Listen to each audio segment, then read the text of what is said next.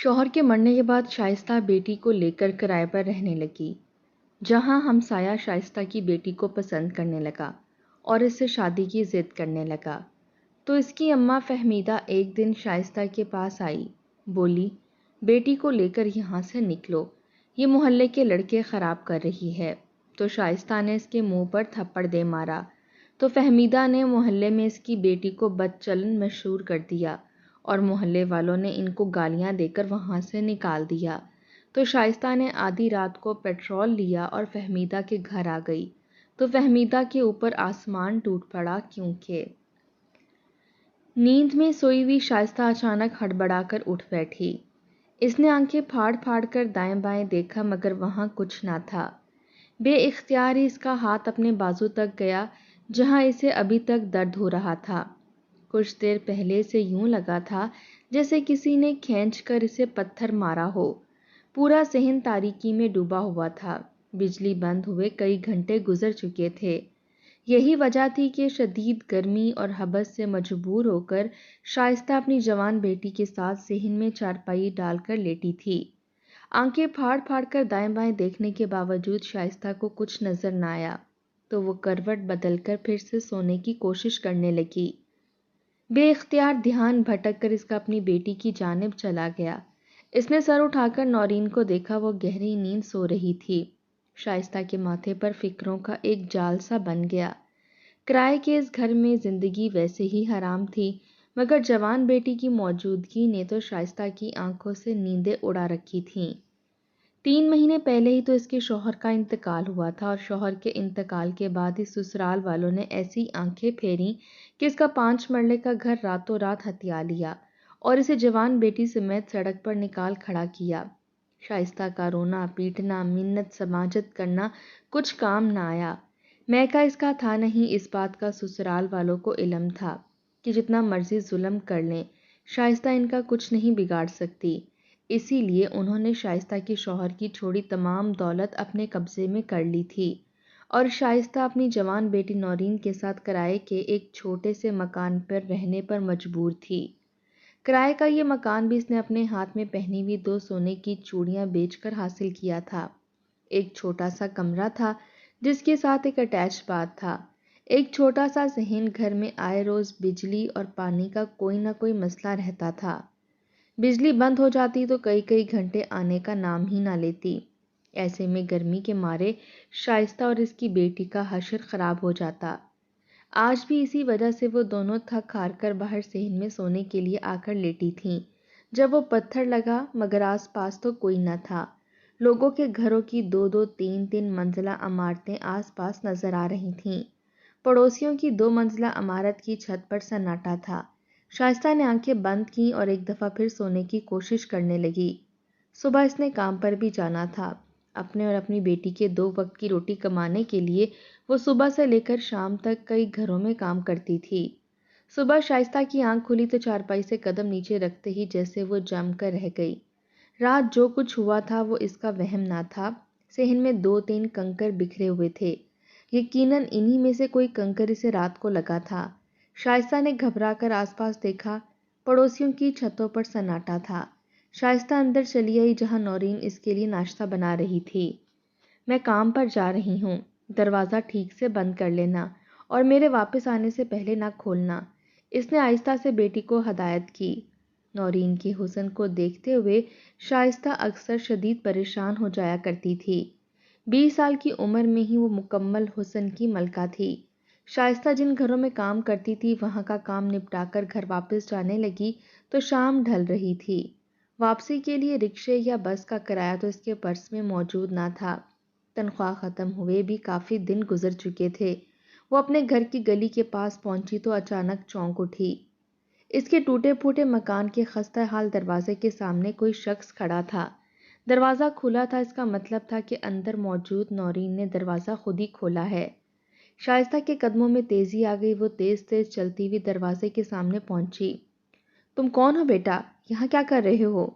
شائستہ نے کڑک آواز میں کہا تو دروازے پر کھڑا ہوا لڑکا گھبرا کر پلٹا۔ شائستہ کو دیکھتے ہی اس کا اوپر کا سانس اوپر اور نیچے کا نیچے رہ گیا، لیکن اس لڑکے کی شکل دیکھتے ہی شائستہ کو اطمینان ہو گیا۔ وہ کوئی اور نہیں بلکہ ان کا پڑوسی سرفراز تھا۔ آنٹی میں تو گھر پر دودھ دینے آیا تھا، اب چلتا ہوں۔ وہ جلدی سے سلام کر کے دائیں طرف موجود اپنے گھر کے دروازے سے اندر داخل ہو گیا۔ شائستہ نے ایک نظر حسرت سے اس کے بڑے سے گھر کو دیکھا اور اپنے ٹوٹے پھوٹے سے مکان میں داخل ہو گئی۔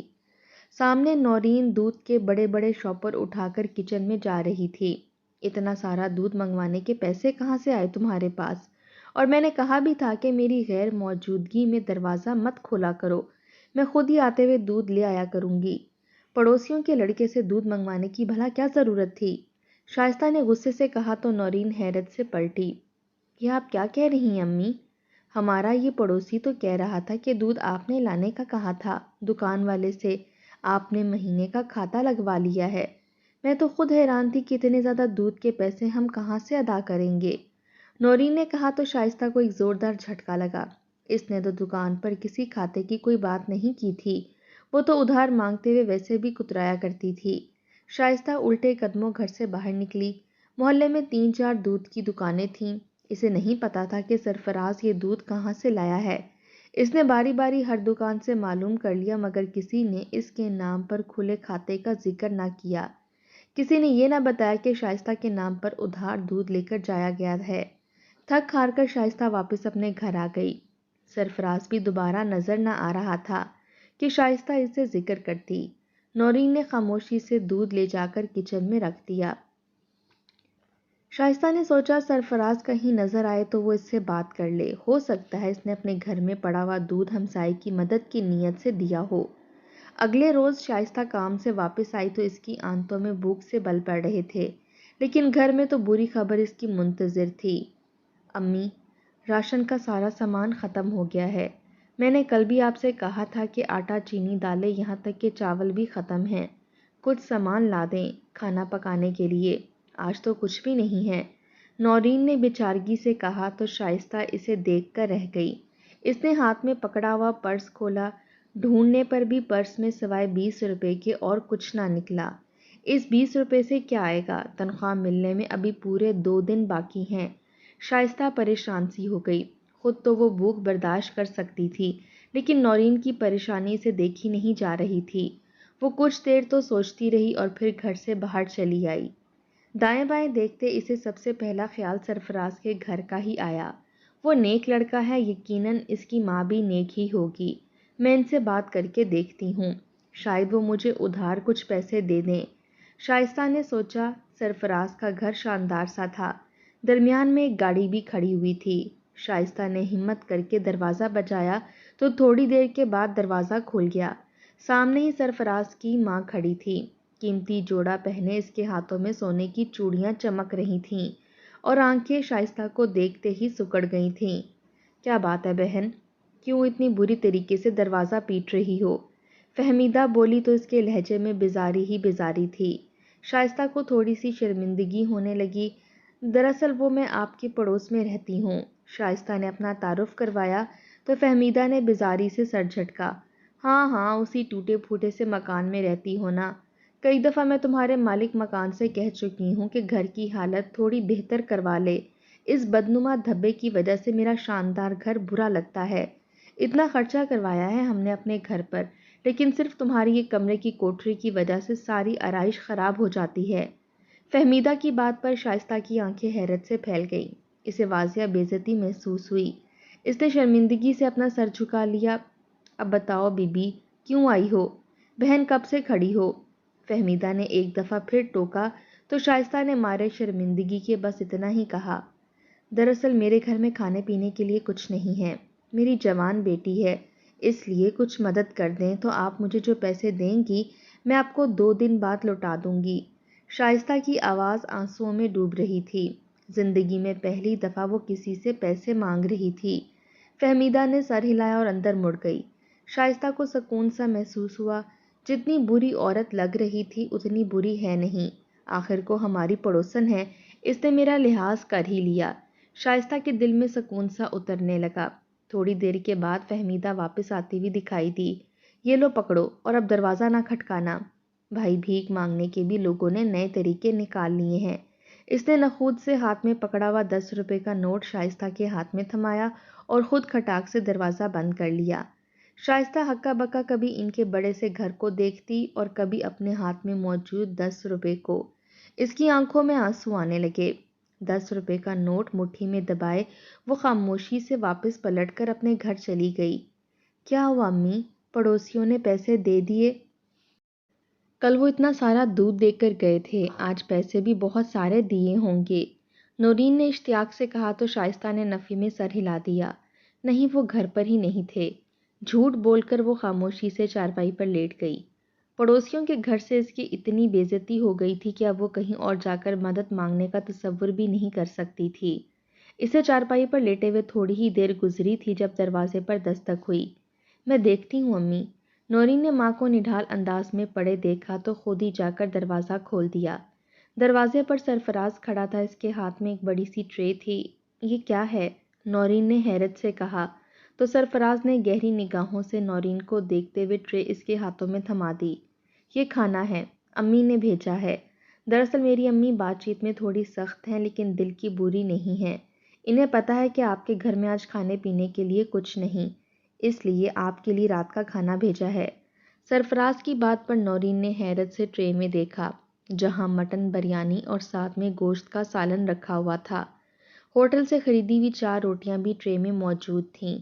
شائستہ بھی سرفراز کی آواز سن کر حیرت زدہ رہ گئی۔ اسے یقین نہ آیا کہ فہمیدہ، جس نے تھوڑی دیر پہلے اس کی اتنی بے عزتی کی ہے، اس نے کھانا بھجوا دیا ہے۔ شاید اللہ نے اس کے دل میں ہمارے لیے رحم ڈال دیا ہو، شائستہ نے کہا اور ٹرے سامنے رکھ لیا۔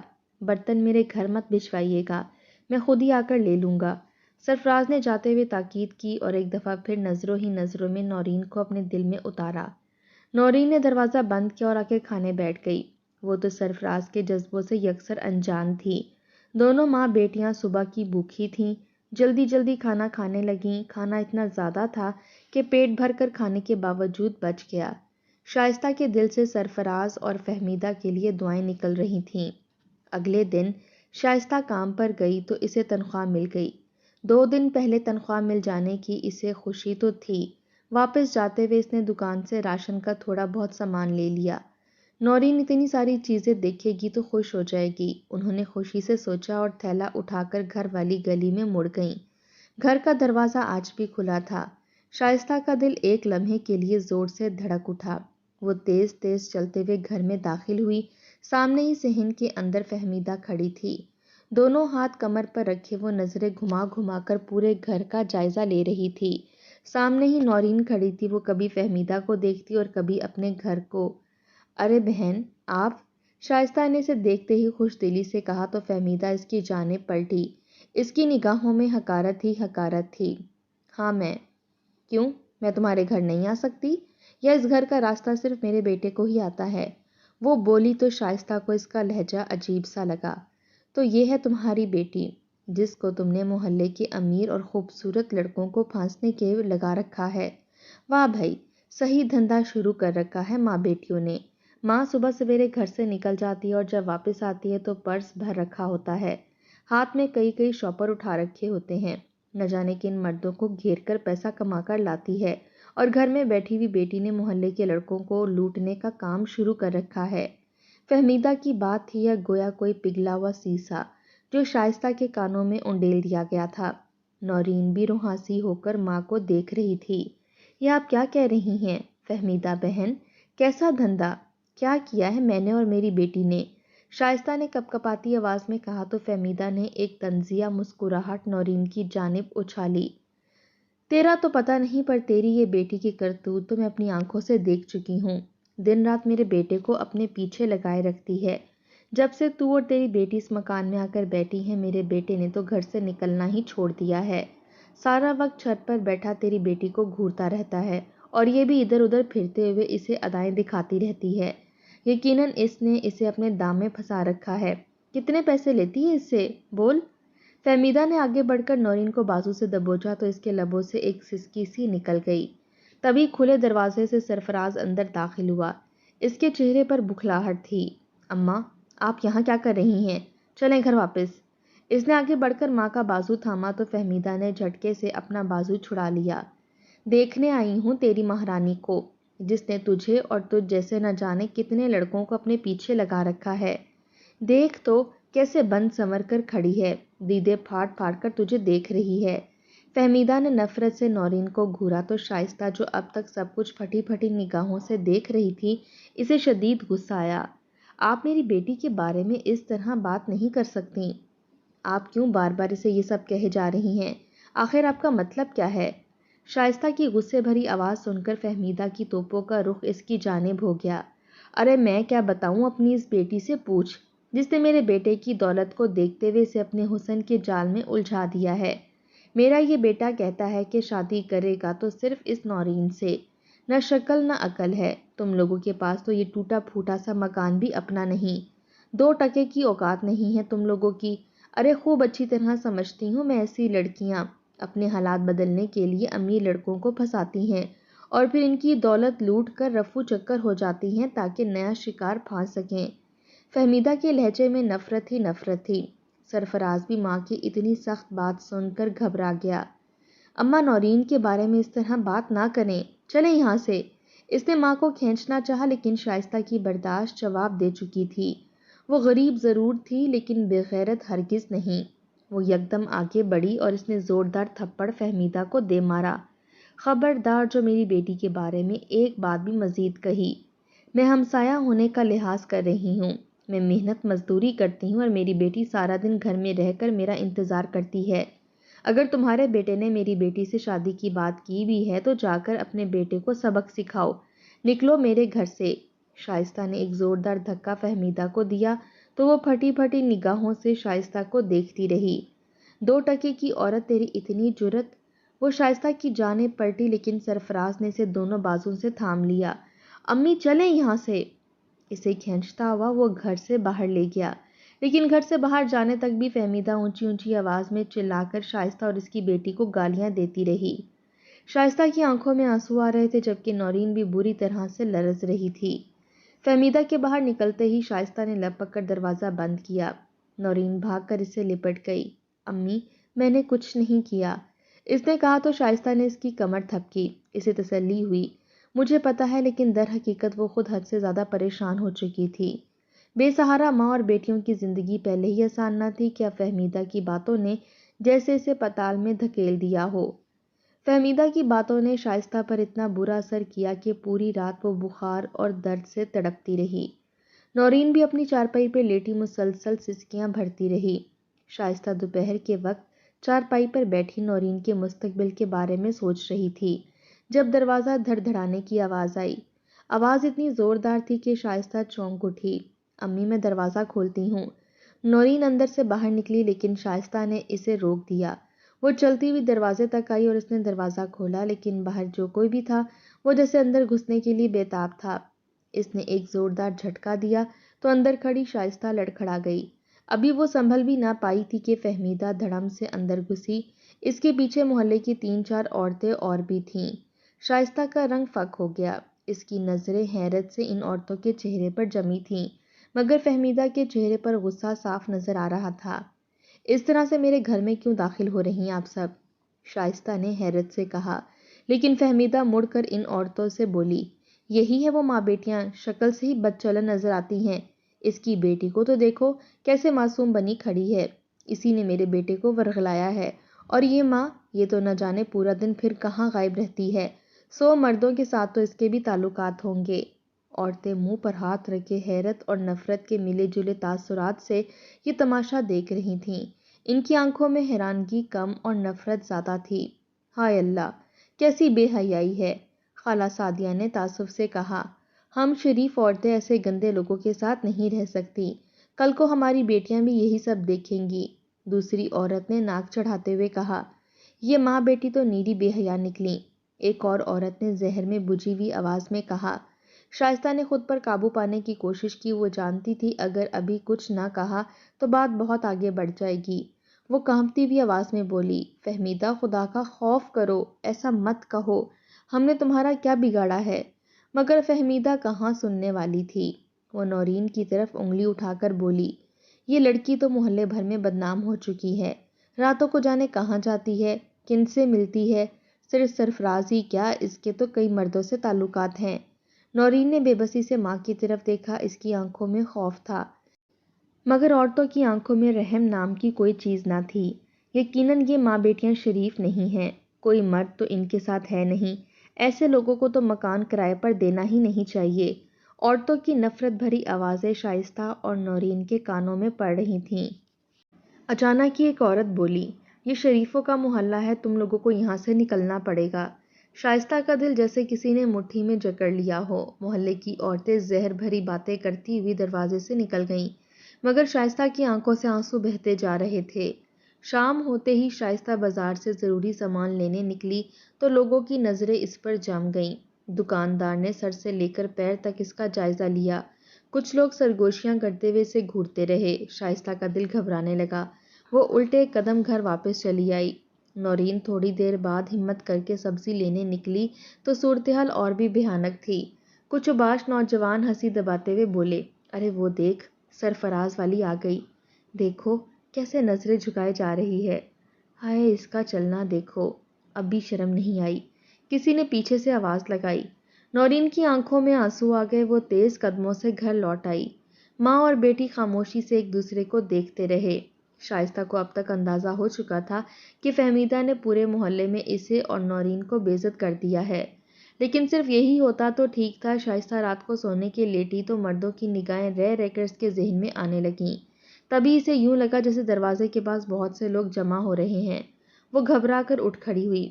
کھولو دروازہ، باہر سے کسی مرد کی کرخت آواز آئی۔ پھر شور بڑھنے لگا، درجنوں مرد اکٹھے ہو چکے تھے۔ یہ بد چلن ماں بیٹی ہمارے محلے میں نہیں رہ سکتی، اگر دروازہ نہ کھولا تو ہم خود توڑ دیں گے۔ نورین بھی اٹھ بیٹھی تھی اور اب خوف سے ماں سے لپٹ گئی۔ شائستہ نے کوئی جواب نہ دیا، لیکن اس کا اپنا دل زور زور سے دھڑک رہا تھا۔ دروازے پر لاتیں اور دھکے پڑنے لگے۔ چند ہی لمحوں میں پرانا سا دروازہ دھڑم سے نیچے گر گیا۔ شائستہ چیخ اٹھی۔ نورین کی چیخیں پورے محلے میں گونج گئیں، مگر کسی نے بھی ان کو روکنے کی کوشش نہ کی۔ مردوں نے دونوں کو کھینچ کر باہر نکالا۔ محلے بھر کے لوگ تماشا دیکھ رہے تھے۔ رات کے وقت بھی شور کی آوازیں سن کر ہر کوئی اپنے گھروں سے باہر جھانک رہا تھا۔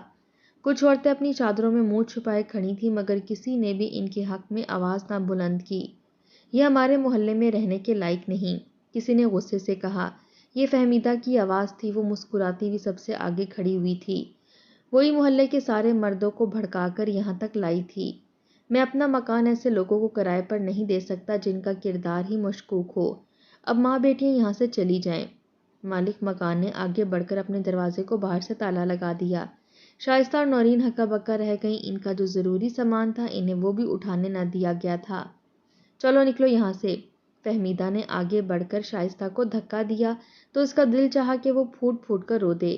بے سر و سامانی میں اسے سب سے زیادہ اپنی بیٹی کا خوف تھا۔ مرد للچائی ہوئی نگاہوں سے ماں بیٹیوں کو دیکھ رہے تھے۔ شائستہ نے نورین کا ہاتھ تھاما اور جلدی سے ایک جانب کو چلنے لگی۔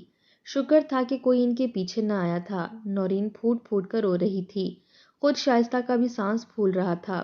چلتے چلتے وہ اندھیرے میں گم ہو گئیں تو فہمیدہ نے آرام سے اپنے ہاتھ جھاڑے۔ خس کم جہاں پاک، بڑھی آئی میرے بیٹے سے شادی کرنے والی۔ وہ مسکراتے ہوئے اپنے گھر میں چلی گئی تو تماشا دیکھتے ہوئے لوگ بھی اندر جا کر دروازے بند کرنے لگے۔ نام نہاد غیرت مند مرد بھی چوڑے شانوں کے ساتھ واپس اپنے گھروں کو جانے لگے۔ فہمیدہ فتح مندانہ انداز میں مسکراتے ہوئے گھر میں داخل ہوئی تو سرفراز غصے سے ماں کو دیکھ رہا تھا۔ آپ نے یہ سب اچھا نہیں کیا، وہ نیک عورتیں تھیں، اگر میں نورین سے شادی کرنا چاہتا تھا تو اس میں اس کا کیا قصور تھا؟ مگر بیٹے کی بات پر فہمیدہ نے کوئی توجہ نہ دی۔ چل جا یہاں سے، میرا سر مت کھا۔ اس نے سرفراز کو بھگا دیا اور خود اطمینان سے بستر پر لیٹ گئی۔ آج تو اسے دلی سکون نصیب ہوا تھا، مگر یہ اس کی بھول تھی۔ شائستہ اور نورین محلے سے تو چلی گئیں، اس کے بعد دوبارہ کبھی نظر نہ آئیں۔ ایک ہفتہ گزرا تھا، فہمیدہ کو عجیب بے چینی سی ہو رہی تھی۔ اس نے اپنی بہن کے گھر سرفراز کے رشتے کی بات چلا دی تھی۔ اسے پکا یقین تھا کہ ایک دو روز میں اس کی بہن اسے جواب دے دے گی۔ وہ اپنی نیند کی گولی کھا کر سونے کے لیے لیٹی۔ کافی دیر کروٹیں بدلنے کے بعد آخر کار اسے نیند آ ہی گئی۔ اچانک اس کی آنکھ کھلی، سے لگا جیسے کمرے میں کوئی داخل ہوا ہے۔ وہ ہڑبڑا کر اٹھ بیٹھی اور سامنے کا منظر دیکھتے اس کے قدموں تلے سے زمین نکل گئی، کیونکہ سامنے شائستہ کھڑی تھی۔ سیاہ رنگ کی چادر میں اس نے اپنے آپ کو چھپا رکھا تھا اور اس کے ہاتھ میں ایک بوتل تھی۔ تم یہاں کیا کر رہی ہو؟ فہمیدہ نے گھبرا کر کہا، مگر شائستہ کی آنکھوں میں خون اترا ہوا تھا۔ میری معصوم بیٹی پر الزام لگانے والی عورت کو میں ایسے کیسے چھوڑ دوں؟ شاید تمہیں اندازہ نہیں، ایک بے آسرا ماں سے زیادہ بہادر اور کوئی نہیں ہوتا۔ شائستہ اچانک آگے بڑھی اور اس نے ہاتھ میں پکڑی بوتل فہمیدہ پر انڈیلنی شروع کر دی۔ پیٹرول کی بو سونگتے ہی فہمیدہ کے حلق سے زوردار چیخ نکلی، مجھے معاف کر دو، وہ سب کچھ میں نے صرف نفرت میں آ کر کیا تھا۔ وہ چلا رہی تھی مگر شائستہ نے جیسے اپنے کان بند کر لیے تھے۔ تبھی دروازہ کھلا اور سرفراز اندر داخل ہوا۔ آنٹی میری امی کو چھوڑ دیں، میں وعدہ کرتا ہوں کہ آج کے بعد یہ ایسی کوئی حرکت نہیں کریں گی، سرفراز بولا تھا۔ فہمیدہ زور زور سے چلانے لگی، ہاں ہاں، میں سرفراز کی شادی نورین کے ساتھ کرنے پر تیار ہوں۔ اسے جان حد سے زیادہ پیاری تھی۔ شائستہ کے ہاتھ میں ماچس تھی، اس کی آنکھوں میں آنسو آ رہے تھے، لیکن وہ اتنا بڑا قدم اٹھا بھی نہیں سکتی تھی۔ سرفراز مسکرا رہا تھا، وہ واقعی نورین کو دل سے چاہتا تھا۔ فہمیدہ تو موت کے خوف سے اتنی پاگل ہو گئی تھی کہ اسی وقت اٹھ کھڑی ہوئی، جلدی سے مولوی کو بلا کر لیا، میں بھی تیرا اور نورین کا نکاح پڑھاتی ہوں۔ فہمیدہ نے کہا تو سرفراز ہنس دیا، نورین تو شائستہ خالہ کے ساتھ ہی آئی ہے، یہ دونوں کہیں نہیں گئی تھیں، میں نے ہی انہیں اپنے دوست کے گھر ٹھہرا دیا تھا۔ سرفراز کی بات پر فہمیدہ حیران رہ گئی، مگر اس وقت وہ کچھ نہیں کر سکتی تھی۔ سرفراز نے اسی وقت مولوی کا بندوبست کر دیا اور راتوں رات ہی سرفراز اور نورین کا نکاح ہو گیا۔ صبح تک فہمیدہ ایک ہارے ہوئے جواری کی طرح بیٹھی تھی۔ سرفراز نے پورے محلے کو مسجد میں جمع کر کے انہیں بتا دیا تھا کہ کس طرح نورین سے شادی کرنے کی خواہش کی وجہ سے اس کی ماں نے ان ماں بیٹیوں کو بدنام کیا تھا۔ محلے والے شرمندہ تو ہوئے، لیکن اب وہ شائستہ اور نورین کی عزت کرنے پر مجبور تھے۔ سرفراز نیک لڑکا تھا اور اچھے خاصے کاروبار کا مالک تھا، اس کی حیثیت مضبوط تھی، اب کوئی اس کی بیوی اور ساس کو کچھ نہیں کہہ سکتا تھا۔ فہمیدہ جب بھی نورین کو دیکھتی تو نفرت سے خون کی گھونٹ پی کر رہ جاتی، لیکن اب وہ کچھ نہیں کر سکتی تھی۔ نورین اس کی بیٹی کی بیوی کی حیثیت سے گھر میں راج کر رہی تھی اور شائستہ سرفراز کے دیے ہوئے ہی ایک مکان میں اطمینان سے اپنی زندگی گزار رہی تھی۔